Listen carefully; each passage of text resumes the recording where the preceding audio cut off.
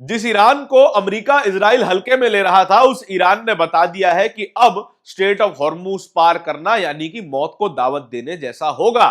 और यह मौत कोई इंसानी मौत नहीं है, इसको समझने की जरूरत है, यह इकोनॉमिक मौत है। और दुनिया भर के देश अब मजबूर हो जाएंगे अमेरिका पर प्रेशर डालने के लिए कि आप जल्द से जल्द इस युद्ध को खत्म कीजिए, नहीं तो आपके साथ साथ हम भी इस डूबती नैया में सवार हो जाएंगे, जो कि होते हुए दिखाई भी दे रहे हैं। 2 टैंकर अमेरिका का तेल लेकर जा रहे थे और उनको डुबा दिया गया है, उनको आग के हवाले कर दिया गया है ईरान के द्वारा। और ऐसी खबर बहुत लंबे समय में आई है। यह समझने वाली बात है कि डायरेक्टली अमेरिका पर हमला करने की हिम्मत इकलौते ईरान में कैसे आई। इकलौता ईरान ही कैसे है जिसने डायरेक्ट दुनिया की सबसे बड़ी ताकत को चैलेंज किया है, और वो भी वहां चैलेंज किया है जहां पर उसका प्रभुत्व है। 2 टैंकर उड़ा देना बहुत बड़ी बात है। और अब जो अमेरिका सीज फायर की बात कर रहा था, ईरान ने भी अपनी शर्तें रख दी हैं कि इन 3 शर्तों को मानोगे तो हम तुम्हारी गर्दन छोड़ेंगे, वरना भूल जाओ, ये युद्ध तभी खत्म होगा जब ईरान चाहेगा। 28 फरवरी 2026 के दिन जब पहले मिसाइल स्ट्राइक्स हुए थे अमेरिका और इजराइल के द्वारा, तभी ईरान ने कह दिया था, the end of these missile strike does not belongs to you. अब इस युद्ध का अंत आपके हाथ में नहीं है, हमारे हाथ। क्या है? युद्ध के 13वें दिन के अपडेट्स लेकर आपके सामने हूं। नमस्कार, मेरा नाम धारण है, आप नेशनल दस्तक देख रहे हैं। ये तमाम खबरें वो हैं जो कि बीती रात आ रही थी। बीती रात ईरान ने स्ट्रेट ऑफ हॉर्मुज पार करने वाले 2 शिप्स को निशाना बनाया। डोनाल्ड ट्रंप ने कहा था कि आप जब चाहे तब स्ट्रेट ऑफ हॉर्मुज पार कर सकते हैं, अपनी शिप्स तक यह संदेश पहुंचाया था, जो कि उन्होंने माना भी। प्रेसिडेंट साहब कह रहे हैं तो क्यों ना पार करें। अब प्रेसिडेंट साहब के कहने पर स्ट्रेट ऑफ हॉर्मुज पार करने की कोशिश की, और 2 ड्रोन हमलों में 2 शिप्स आग के हवाले कर दिए गए हैं। और बीच समंदर में, पर्शियन गल्फ में अब तेल का रिसाव शुरू हो चुका है। बड़े बड़े टैंकर, ये कोई छोटे मोटे टैंकर नहीं होते, पानी की टंकी जितने बड़े नहीं है, ये हजारों लाखों टन कच्चा तेल लेकर जाते हैं। और जब ये जलते हैं तो धू धू करके जलेंगे और लंबे समय तक जलते रहेंगे, जब तक एक एक कतरा तेल भस्म नहीं हो जाता। और इसके साथ साथ जो तेल लीक हो रहा है वो पर्शियन गल्फ में कंटैमिनेशन भी कर रहा है। इससे रिलेटेड क्या क्या अपडेट्स है, क्या क्या खबरें हैं, वो आपको बता देते हैं। आदित्य राज कौल सीनियर जर्नलिस्ट है, उन्होंने एक वीडियो शेयर किया है जहां पर 2 जहाज आग के हवाले होते हुए दिखाई दे रहे हैं। हम आपको नहीं दिखा सकते हैं वीडियो, लेकिन उन्होंने लिखा क्या है, US own oil tanker safe sea Vishnu attacked by Iran off the coast of Iraq overnight. Iraq से तेल लेकर स्ट्रेट ऑफ हॉर्मुज पार करने की कोशिश कर रहे थे 2 टैंकर, और आग लगा दी गई है।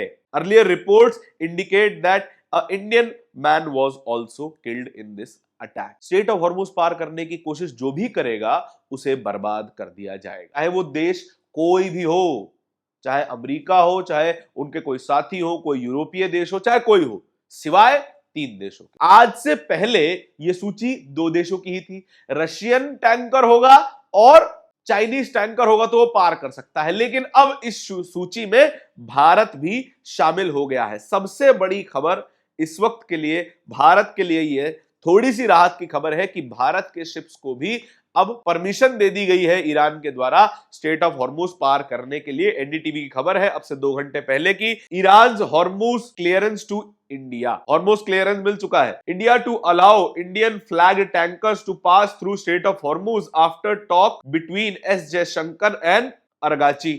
ईरान के विदेश मंत्री और भारत के विदेश मंत्री के बीच बातचीत हुई और इसके बाद यह परमिशन आ चुकी है कि स्ट्रेट ऑफ हॉर्मुज से भारत के शिप्स भी पार हो सकते हैं। इस वक्त सबसे बड़ी खबर यही है। अल जजीरा ने भी यही खबर चलाई है। इसके अलावा जो और सबसे बड़ी खबर आई है, आज सुबह सुबह आदित्य राज कौल ने जो शेयर की, ईरानी ड्रोन है struck Oman's largest oil storage facility. Largest oil storage facility Oman में, जो कि अमेरिकी मिलिट्री, अमेरिकी नौसेना उसके आसपास मौजूद है, उसकी सुरक्षा के लिए वहां पर ईरान के ड्रोन्स ने हमला किया और वो पूरा ऑयल स्टोरेज तबाह कर दिया। तेल पर हमले करने की कहानी ईरान ने शुरू नहीं की थी। तेल पर हमला करना यानी कि किसी एक देश की सॉवरेनिटी पर हमला करना, उस देश के डोमेस्टिक प्रोसीजर्स पर, डोमेस्टिक सिक्योरिटी पर हमला करने के बराबर होता है। तेहरान में पहले अमेरिका ने हमला किया, जो कि डोनाल्ड ट्रंप ने कह दिया था कि भाई इससे ज्यादा बड़ा हमला देखा नहीं होगा, जो कि था भी। तेहरान के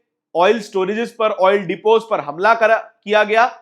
उसके बाद black oil acid rain Tehran में हुई, सूरज नहीं निकला, इतना बुरा दिन देखा तेहरान में। अब ईरान ने यह भी तय कर लिया है कि आसपास जितने भी अमेरिकी सहयोगी हैं और जितने भी अमेरिकी ऑयल टैंकर हैं उनको भी तबाह किया जाएगा। साफ तौर पे अभी से 16 घंटे पहले की खबर यह है कि ओमान में ऑयल टैंक स्टोरेज फैसिलिटी को तबाह कर दिया गया है।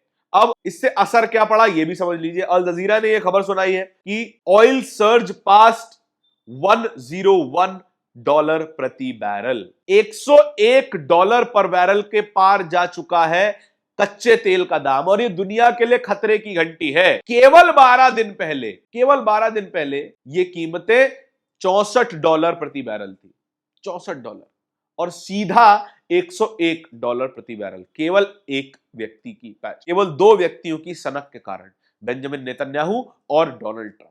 इन दोनों के देशों पर कोई खास फर्क नहीं पड़ने वाला। हालांकि इनके पास पैसा बहुत है, ब्लीड बहुत ज्यादा कर रहे हैं, लेकिन इसका असर दुनिया भर पे पड़ेगा। जो देश अपना तेल दुनिया भर से खरीदते हैं, जैसा कि भारत है, 80% तेल, 80 से 90% तेल भारत दुनिया भर से खरीदता है, उस पर यह असर पड़ने वाला है। अब अमेरिका ने कहा कि चलिए आप 30 दिन के लिए रशिया से खरीद लीजिए तेल, रशिया ने भी कह दिया अब डिस्काउंट बंद हो चुका है। ऐसे देशों पर ज्यादा फर्क पड़ता है, जापान पे फर्क पड़ेगा, चाइना पे फर्क पड़ेगा, और तमाम उन देशों पे फर्क पड़ेगा जिनके पास कोई तेल के भंडार नहीं है। और ईरान चाहता भी यही कि फर्क दुनिया भर पे पड़े, मैं ही क्यों झेलूं।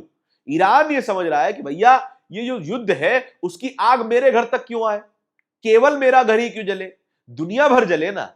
एक व्यक्ति की सनक का असर अब दुनिया भर पे पड़ रहा है, और ईरान चाहता है कि ये जो दुनिया भर के देश हैं, भारत जैसे देश है, जापान है, चाइना है, ये सारे देश मिलकर अमेरिका पर प्रेशर बनाएं, कहें कि आपके युद्ध की वजह से हम जैसे देशों की परेशानियां बढ़ रही हैं और हमारा इस युद्ध से कोई लेना देना नहीं है। इसी तरीके से फॉरेन पॉलिसी काम करती है। $101 पर बैरल तेल इस वक्त पहुंच चुका है, और फिलहाल के लिए अमेरिका सीज फायर करने की सोच रहा है, क्योंकि जो खर्च है, मिलिट्री का खर्च है, नौसेना का खर्च है, वायुसेना का खर्च है, वो अब अमेरिका की बस के बाहर होता चला जा रहा है। लाखों करोड़ों डॉलर अभी तक 13 दिन में फूके जा चुके हैं, बर्बाद किए जा चुके हैं, लेकिन कोई नतीजा नहीं निकला है।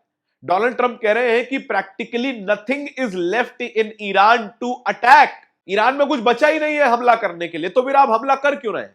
आपके डिफेंस सेक्रेटरी ये बात कह क्यों रहे हैं कि हम और तेजी से हमला करेंगे? अगर बचा नहीं है तो भाई हमला किस बात का? वो बेसब्री से तड़प रहे हैं कि भाई जैसे तैसे इस युद्ध से बाहर निकला जाए, जैसे कि वो तमाम दुनिया के युद्धों से बाहर निकले, अफगानिस्तान से बाहर निकले, इराक से बाहर निकले, लेबनान, लीबिया, इन तमाम देशों से बाहर निकले। अब ईरान में इन्हें थोड़ी जल्दी अकल आ रही है, 13वें दिन ही सीज फायर करने की बात कर रहे हैं, और ईरान ने कहा है कि भैया सीज फायर अभी तो नहीं होगा, 3 शर्तें आपको माननी पड़ेगी।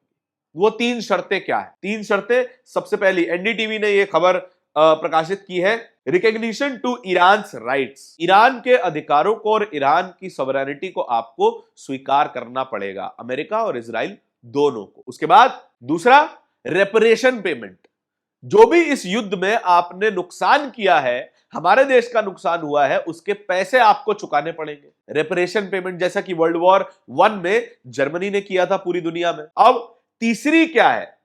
नो फर्दर अटैक्स गारंटी, कि फ्यूचर में आप कोई अटैक नहीं करेंगे हमारे ऊपर, हमारी सॉवरेनिटी पे कोई हमला नहीं करेंगे, क्योंकि हम एक इंडिपेंडेंट राष्ट्र हैं, तो हम आपसे गारंटी चाहते हैं कि आप हम पर हमला नहीं करेंगे। ये 3 शर्तें अगर अमेरिका मानता है तो उसको इस युद्ध से छुट्टी मिलेगी, वरना the end of these missile strikes does not belongs to America anymore. इस तरीके की राजनीति, इस तरीके का बयान लगातार ईरान की तरफ से आ रहा है, और ये खतरे की घंटी है कि जितना जल्दी हो सके गायब हो जाइए, जितना जल्दी हो सके इन मांगों को मानकर इस युद्ध से बाहर निकल जाइए, अन्यथा आपको झेलना पड़ेगा। और ओमान की जो ऑयल फैसिलिटी पे हमला हुआ है, अल जजीरा ने भी उसकी पुष्टि की है। इस तरह की खबरें लगातार पर्शियन गल्फ से निकल कर आ रही हैं, स्ट्रेट ऑफ हॉर्मुज से निकल कर आ रही हैं, और अंततः आपको यह बात माननी पड़ेगी। और सबसे खास खबर जो उमाशंकर सिंह ने शेयर की है वो ये है कि जैसे ही ईरान ने अमेरिका के 2 ऑयल टैंकर्स पे हमला किया, वहां से गुजरता हुआ एक चाइनीज शिप वापस मुड़ गया। उमाशंकर सिंह ने ऐसी खबर जो है शेयर की है। और लगातार ईरान गले की हड्डी बन गया है अमेरिका की, न निगली जाए न उगली जाए। और यह सारा किया धरा इन्हीं ट्रंप महोदय और बेंजामिन नेतन्याहू महोदय का है। झेलना भी इन्हीं को पड़ेगा। खैर, झेल तो अमेरिका का टैक्स पेयर रहा है, इजराइल का टैक्स पेयर रहा है, और ईरान की सामान्य जनता झेल रही है। इस पूरी खबर के बारे में आपके क्या विचार है, कमेंट सेक्शन में बताइएगा जरूर। इस तरह की और भी खबरों को देखते रहने के लिए नेशनल दस्तक को सब्सक्राइब जरूर कीजिएगा। बहुत बहुत धन्यवाद। नेशनल दस्तक की आपसे गुजारिश है कि अगर इसको बचाना चाहते हैं तो नेशनल दस्तक को सब्सक्राइब करने के लिए रेड कलर के सब्सक्राइब बटन को दबाएं, फिर बेल आइकन की घंटी दबाएं। नेशनल दस्तक को बचाने के लिए बहुत जरूरी है कि हर खबर को शेयर करें, लाइक करें, कमेंट जरूर करें।